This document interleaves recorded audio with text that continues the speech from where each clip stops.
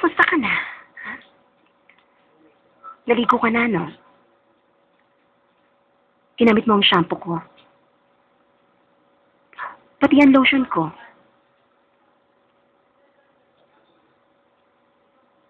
Hindi, sinungaling. Ginamit mo ang tawas. Sa kilikili ko yun.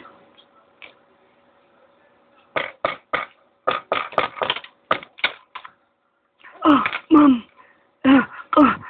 Magandang umaga. May sabihin akong importanteng bagay sa inyo. Mahalaga ito. Makinig ka. Manang Bida, huwag ka na makinsali. Sasampalin ko to. Pero, mahalaga ang sasabihin ko. Ako ang gumamit ng tawas. Akala ko asukal. Itinimpla ko yun sa juice na pinainom ko sa inyo kahapon. Ho? Nilagay ko rin yun sa Milo ni Junior na binaon niya sa school.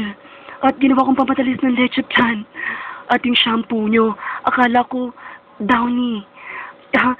Hindi kasi ako tulad dyan ng lotion na ginamit ko sa creamer sa salad. Kaya pala may... Huwag ka na magtaka. Kaya pala, punta ka ng banyo kahapon.